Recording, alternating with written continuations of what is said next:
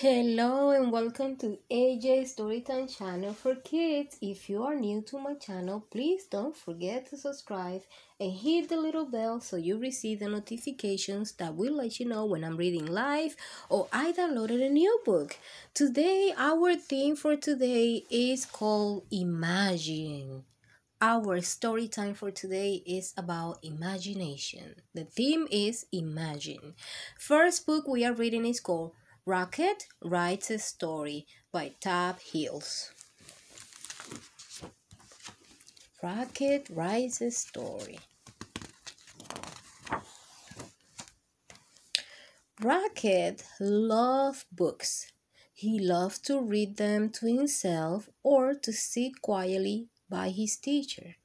The little yellow bird as she read them aloud. Rocket even liked the way books smell. When he opened a new book, it smelled like a place he'll never been to, like a friend he'll never met. The little yellow bird agreed. Books are inspiring. They make me sing. Look at the little yellow bird right here. Rocket loved words too. After snack time, his teacher would say, Rocket, why don't you use that nose of yours to sniff out some new words? And off he go. He'll fetch some nice ones like buttercup and bug and feather and nest. I'm looking for words, Rocket will announce to anyone who is listening. Wow, he must love a lot of words. Rocket always brought his words back to the classroom and wrote them down. The little yellow bird will help him spell the tricky ones, and then they'll hang them on their word tree. Sometimes the bird added her own words to the collection. This one is small, but I promise it'll come in handy, she'll say. Magnificent, chirped the little yellow bird once the tree was covered. Now, what should we do with all these splendid words? Rocket thought all afternoon, then he had an idea. What idea do you think Rocket has, guys? Rocket left school that day with a very swaggy tail.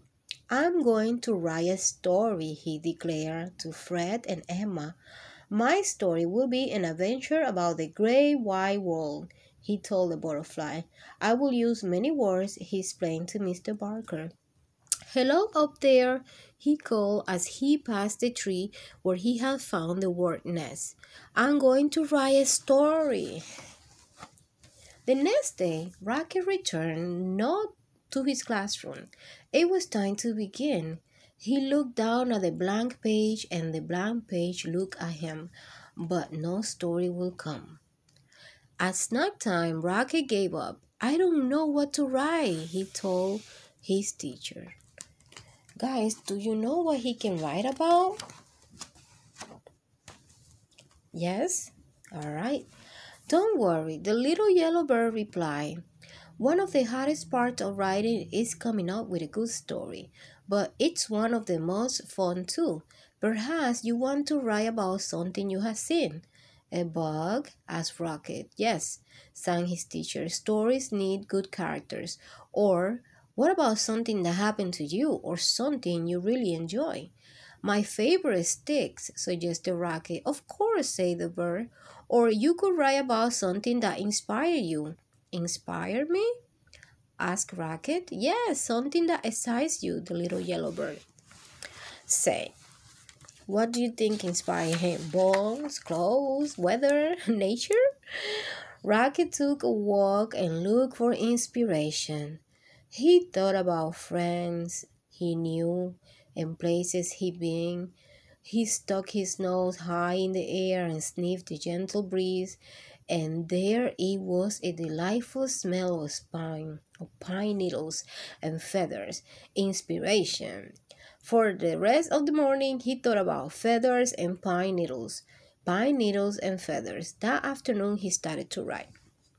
And this is how it goes, guys. In the evening, Rocket followed the beautiful smell until he found himself at the tree with a nest. Hello again, he called into the branches. Is anyone home? He heard rustling from above, but no one answered.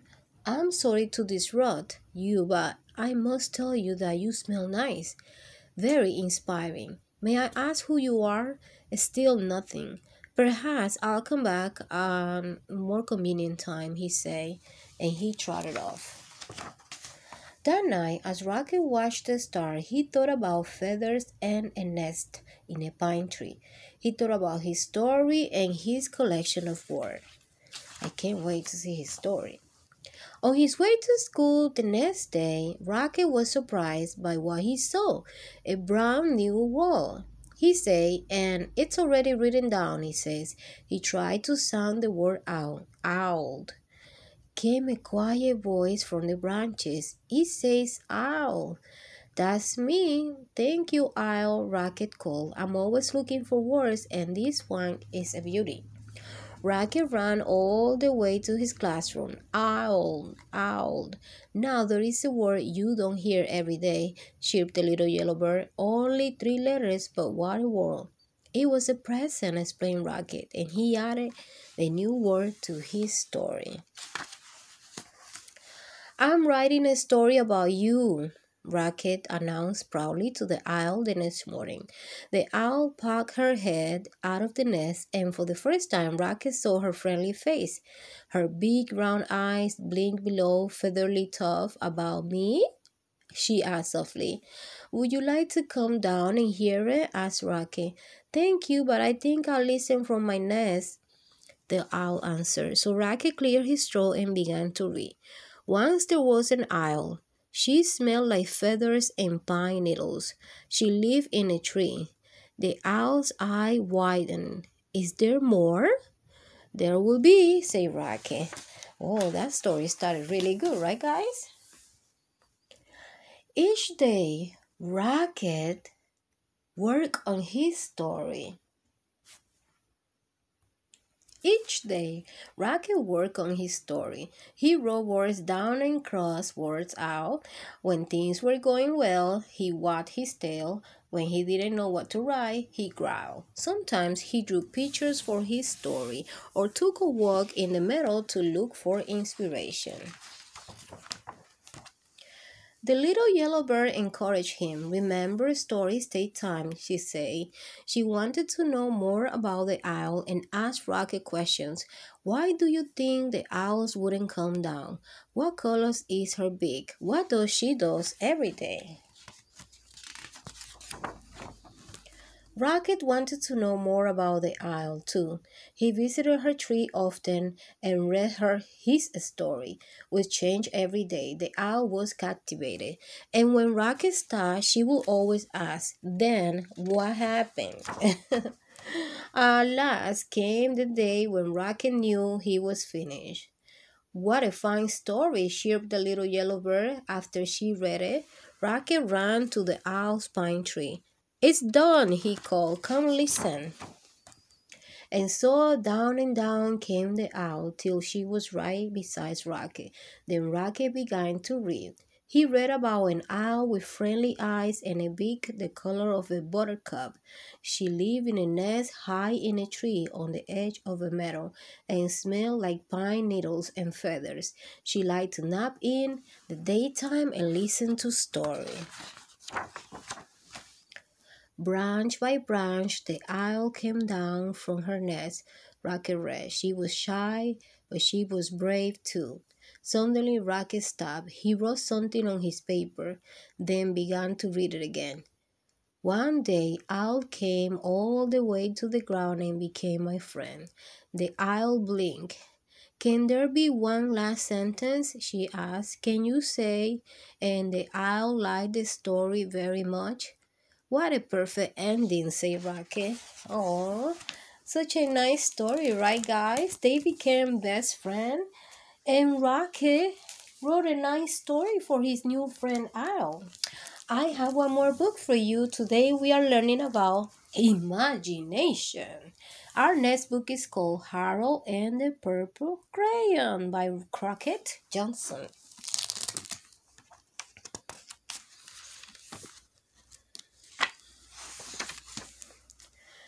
There wasn't any moon, and Harold needed a moon for a walk in the moonlight. and he needed something to walk on. What he's doing, he's creating it, right? He made a long, straight path so he wouldn't get lost, and he set off his walk, taking his big purple crayon with him. But he didn't seem to be getting anywhere on the long, straight path, so he left the path for a shortcut across a field, and the moon went with him. The shortcut led right to where Harold thought a forest ought to be. He didn't want to get lost in the woods, so he made a very small forest with just one tree in it. It turned out to be an apple tree. The apples would be very tasty, Harold thought, when they got red. So he put a frightening dragon under the tree to guard the apples. It was a terrible, frightening dragon. It even frightened Harold. He backed away.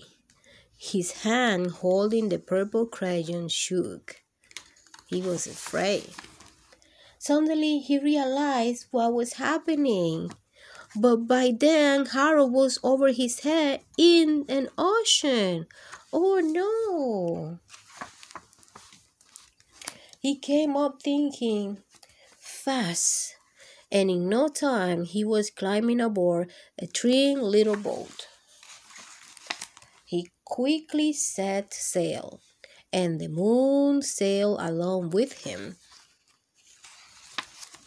After he had sailed long enough, Harold made land without much trouble. He stepped ashore on the beach, wondering where he was. The sandy beach reminded Harold of picnics, and the thought of picnics made him hungry. So he laid out a nice, simple picnic lunch.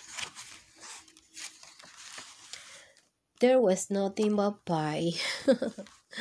But there were all 9 kinds of pie that Harold liked best. When Harold finished his picnic, there was quite a lot left. So he hated to see so much delicious pie go to waste. So Harold left a very hungry moose and a deserving porcupine to finish it up. And off he went, looking for a hill to climb to see where he was. Harold knew that the higher up he went, the farther he could see, so he decided to make the hill into a mountain. If he went high enough, he thought he could see the window of his bedroom. He was tired, and he felt he ought to be getting to bed. He hopped and he hoped he could see his bedroom window from the top of the mountain. But as he looked down over the other side, he slipped. Uh-oh. And there wasn't any other side of the mountain. He was falling in thin air. But luckily, he kept his wits and his purple crayon. And he's creating something right there. He made a balloon and he grabbed onto it. He's so smart, right, guys? And he made a basket under the balloon big enough to stand in it. He had a fine view from the balloon, but he couldn't see his window. He couldn't even see his house. Uh-oh. So he made a house with windows. And he landed the balloon on the grass in the front yard. None of the windows was his window. He tried to think where his windows ought to be. He made some more windows. He made a big building full of windows. He made lots of buildings full of windows. He made a whole city full of windows. But none of the windows was his window. He couldn't think where it might be. He decided to ask a policeman. The policeman pointed the way Harold was going anyway, but Harold thanked him. and he walked alone with the moon, wishing he was in his room and in bed. Then suddenly Harold remembered. He remembered where his bedroom window was when there was a moon. It was always right around the moon. And then Harold made his bed. He got in it and he drew up the covers. The purple crayon dropped on the floor and Harold dropped off to sleep. Such a beautiful story, right guys? Harold and the purple crayon. We are reading about imagination. I have another book for you. This book is called Moon Plane by Peter McCarthy.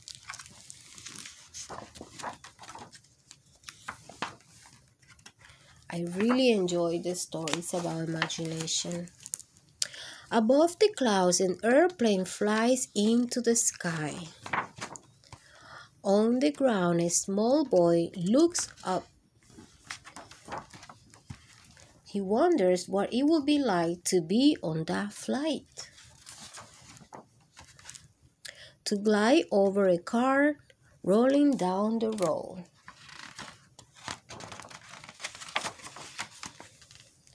To soar past a train speeding down the tracks. To travel farther than a boat sailing on the ocean. If the small boy were on that airplane, he and that airplane would fly into outer space. Imagine that. They will fly all the way to the moon, where the airplane will gently land. On the surface of the moon, the small boy will take a few steps, jump, and fly just like the airplane. But soon the small boy will have to return back to the earth, back to the house, back to his mother, who will be waiting for him. For that small boy who will go to bed and dream of airplanes flying high into the sky. The end.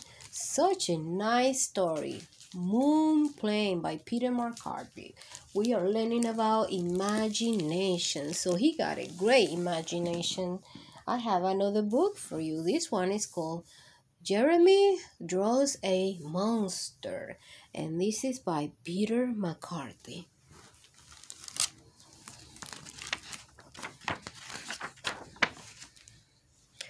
Jeremy lived on the top floor of a 3-story apartment building. He had his very own room. He never left. He never went outside. I wonder why. One day, Jeremy took out his fancy pen and started to draw. He began at the top and continued over to the other side. Jeremy drew a monster. Ooh, that's scary. "Arr!" said the monster. "Draw me a sandwich. I'm hungry." The monster did not say thank you. Oh, that is not nice, right, guys? "Draw me a toaster," growled the monster. "I like toast. Draw me a record player. It's too quiet around here. Draw me a checkboard. I want to play checkers. Draw me a comfortable chair." Do you think that monster have manners? Me neither. "Draw me a television. I want to watch the game, and draw me a hot dog too. Draw me a telephone. Somebody might call. Draw me a piece of cake. I want dessert." I don't think he has manners. Then the monster say, "Are you going to sit there all day? Draw me a hat. I'm going out." Whoa, that monster is not a nice monster. Jeremy was relieved that the monster was gone. I would be the same because he was too demanding, right, guys? Later that night, Jeremy heard a bang, bang, bang at the door. Do you think it's the monster? Yes, it is. The monster had returned. And where did he crash? He crashed on Jeremy's bed. The next morning, Jeremy drew a bus ticket and a suitcase. Oh, Jeremy's smart. What do you think Jeremy's gonna do? He's gonna send the monster away, right, guys? I would do the same thing. Jeremy led the monster out the door, down the stairs to the street, and onto the next bus out of town. And guess what? Jeremy's outside. Remember when the story started? We read that Jeremy never went outside. He's outside the house right now. Do you want to play ball? Asked the neighbors. Okay, Jeremy said. Did he just make new friends? Look, everyone is playing. And they did. They play all together. Finally, Jeremy went outside. That was nice. At least the monster made him go. All right, I have the continuation of this story. Look, this book is called The Monster Returns. Yeah, this is by Peter McCarthy. So this was book number 1, Jeremy Draws a Monster, and now I have the next one, The Monster Return. Poor Jeremy. Remember that we are reading about imagination. One beautiful day, Jeremy was up in his room. Jeremy didn't like to be disturbed when he was drawing. Jeremy did what the note said. What did he see? It was the monster again. At that moment, Jeremy's telephone rang. Who you think is calling? He called down to the neighbors. Do you want to come up to my room? Okay, they say. I guess he didn't want the monster to see his new friends. Jeremy gave them each a fancy pen and told them what to do. Oh, I see. First, Millie drew a pink monster with flowers. Owen drew an orange one with flippers. So cute, right, guys? Anthony's mother's had blue spots and a curly tail. Anthony's monster. Sam's monster was short and purple, and Martha was tall and brown. Leon drew a big green monster with sharp teeth and stripes. Great job, everybody, Jeremy said. Quiet now, here he comes. He walked up the stairs. He banged on Jeremy's door. When the door opened, surprise! Look, all the kids and their monster. I think these monsters are gonna become monsters' friends now, right, guys? Friends for me? The monsters say. Yes, say Jeremy. Oh, Jeremy, you're so nice. Friends for you and for me. The end. Such a nice story. Jeremy got great imagination. If you enjoyed the story time for today, please don't forget to subscribe to my channel. Remember that the theme for today was about imagination. Parents, remember that you need to read 1,000 books to your kids before kindergarten. And all of these titles that I'm reading is related to that. Have a good day.